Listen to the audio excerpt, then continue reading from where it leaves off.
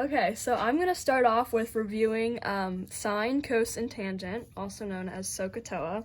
So I just like to write it at the top, just to remind myself what each one is. And so SOHCAHTOA stands for, obviously, sine, cos, and tangent, and then the O is opposite, the H is hypotenuse, and then the A is adjacent. And then I'll go over all of that stuff in the triangles. And then later on, I'm also going to talk about the opposites of them, which are cosecant, secant, and cotangent. And I'll go over that in a minute. So for this first triangle, let's say, so we're going to do the odds to start off with. So this one is asking us to find the sine of A. So if A is right here, we're going to find the sine of it, and then sine is so that's opposite over hypotenuse. So the opposite is the number opposite from the angle. So like the 16 right here would be adjacent because it's the number adjacent to the angle. So sine for A would be 30 over 34 because that's opposite over hypotenuse. The long side across from C is always going to be your hypotenuse. So this one would be 30 over 34. And since we're doing it in the lowest terms, that would be 15 over 17. All right, and then for number 3, let's skip to number 3, we're finding the tangent of D. So we find D, which is over here. So tangent is TOA, which is opposite over adjacent. So if you're looking at D, so we know that the hypotenuse is always the long side, and that's H, so we're not going to be using that one in this problem.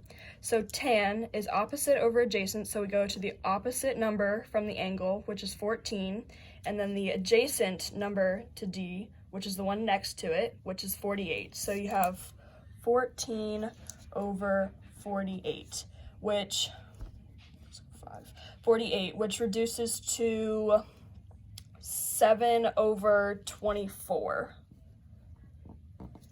So that's tangent of D. And then, okay, so now number 5, the next odd one is secant of D. So secant, cosecant, and cotangent, or CTN, is the same thing as COT, which is cotangent, are all the inverses of sine, cos, and tangent. So the inverse just means, like, down here there's a little key, and it tells you if sine of x is 3/5, that means the cosecant is 5/3. So you just flip the numbers. So for secant of D, so secant is the inverse of cos, and that's up here and down here if you need it. So we're basically finding cos of D, and we know that cos is adjacent over hypotenuse. So the adjacent to D is the one next to it, which is 48. So we do 48 over the hypotenuse, which is 50, the long side, across from C, which is 50. So that's cos, but we're not finding cos, we're finding secant. So you're going to flip that. So secant of D is 50 over 48. And then if you break that down, I think the lowest terms would be 25 over 24. So that is your secant of D. So let's try to find one for cosecant. Okay, here, number 10. So cosecant of J is what we're trying to find. So we know that cosecant is the opposite of sine. So sine, like you said, you just flip it. So sine and cosecant are inverses. So basically we're finding sine for J. I always look at it as if it's telling you to find the inverse of something, you just find either sine, cos, or tan, which is easier for me to remember, and then you just flip the numbers. So we're finding basically sine of J. So J is right here. So sine is opposite over hypotenuse. So 20 would be the adjacent. We don't need that one. That's the one next to it. Adjacent means next to it. So the one across from it, the opposite, is 15. So 15 is our O. And then the hypotenuse is always across from C. It's always the long side. So that's 25. So sine of j is 15 over 25. But like I said, we're trying to find cosecant, the inverse. So you do 25 over 15. And then lowest terms for that would be 5/3, I'm pretty sure. Yes, I'm sure. So now we're gonna do a cotangent problem. So we can just go ahead and do number 7. So cotangent is the inverse of tangent, which is opposite over adjacent. So let's go ahead and find tangent of h, and then we can find the cotangent. So h is right here. So we know that the hypotenuse is across from C, which we don't need that because we're doing opposite over adjacent. So the opposite of h would be 9, which is right here. You always go opposite from the letter, and then adjacent is next to it, so it's the side next to the angle, so 12. So we have 9 over 12 is your tangent, but since we're finding cotangent, we flip it. So your cotangent is 12 over 9, and in lowest terms, that is 4/3. So that's just a little review with sine, cos, tangent, and then a little introduction to secant, cosecant, and tangent. So now I'm gonna go ahead and make up a couple problems for you guys to try at home, and then my sister Megan, who I'm sure you all know, is gonna help me out over here. She's gonna do them for me to answer them, and then if she has any questions, I can answer them for you guys as well. So let's just start out by drawing a triangle. Now my art is kind of bad, so you're gonna have to bear with me. So this is just a basic triangle, so let's always make C the right angle. I just find that it's easier to always designate one letter to the right angle. So C is the right angle, making the long side the hypotenuse across from C. So we'll just do A right here, then B down here. So let's just say C is 20. And then A can be 15, and then B can be 6. Okay, good. So we have our triangle, so now let's just make up a couple problems to go with the triangle. So let's say we're gonna have Megan try to find cos of B. So we'll do that one, and then we'll do cosecant, remember, which is the opposite of sine, and we'll have her try to find cosecant of A. So let's start off with those two. So like Caroline said, I'm going to write SOHCAHTOA at the top to help me remember, like this. Okay, so since we're finding the cos of B, I'm going to go to B and circle it. And so I'm going to look back up top, and it's going to be adjacent over hypotenuse. So the adjacent to B is 6, and then since it's next to, and then we're gonna do the hypotenuse, which is the biggest side, so 20. So the cos of B is gonna be 6 over 20, but we always do it in the lowest terms, so it's gonna be 3 over 10. Okay, so we're gonna find the cosecant of A, so that's gonna be sine.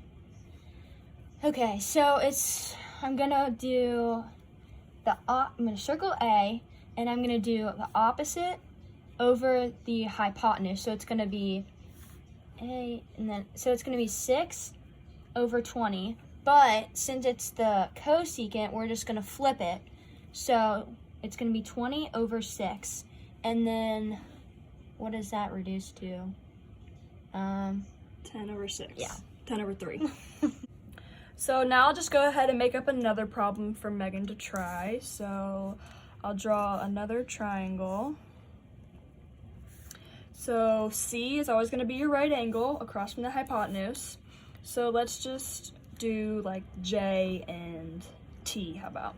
So I'm going to do, let's say C is 15. T can be, the side adjacent to T can be like 13. And then we can make the side adjacent to J 12. Okay, so You're using my pen. Okay. So let's go ahead and do tangent of T. And then we'll do cotangent. And remember, cotangent can either be COT or CTN. It's the same thing. So we'll do cotangent of J. which I'm pretty sure is just going to be opposites, but that's okay. Okay, so I'm going to be finding the tangent of t. So I'm just going to write it back. Okay, so the tangent of t, and then tangent is opposite and adjacent. So opposite to t is 12 over the adjacent, which is right next to t. And that is the smallest term we can go. So that's just going to be 12 over 13. Okay, and now we're going to be doing the cotangent, so, of j. So circle j, and the same thing. So it's going to be opposite. So opposite is 13 over adjacent. So that's going to be 12. And it's going to be flipped since it's the cotangent. So it's just going to be 12 over 13. Take 4. So I'll just do one more example for Megan to try. So let's just draw a triangle. Whatever, good enough. So this will be C across from the hypotenuse. We'll just pretend that's a right angle right there. And then we'll just make it M, and let's just do T. So C across from the hypotenuse has to be the biggest side, so let's do like 27 for this one. And then for the side adjacent to M, we'll do 22. And then the side adjacent to T, we'll go ahead and do 24. So now I'm gonna go ahead and have Megan do cosecant, secant, and cotangent, all for the same problem. So we'll do cosecant of T, we'll do secant of M, and then we'll do cotangent of T again. Right. So, okay. Okay, so I'm going to be finding cosecant of t. So, I'm circling t, and then cosecant is sine. So, it's going to be opposite. So, 22 over the hypotenuse, which is 27. And then I'm going to flip it. So, 27 over 22. And that's the smallest term. Okay, so then I'm going to do secant of m. So secant is cos. So m, and then it's going to be adjacent to m is 22 over the hypotenuse, which is 27. And then we're going to flip it. So it's the same thing. Okay. Okay, so now we're going to be doing the cotangent of t. T again, okay. Circle it again. So the cotangent is right here, so it's going to be opposite of t, which is 22, over the adjacent, which is 24, and that's going to be flipped. So it's, whoopsies, that's not right. Okay, so it's 24 over 22, and then it needs to be reduced, so it's going to be 12 over 11. Mm-hmm. And then there's your answer. Good job.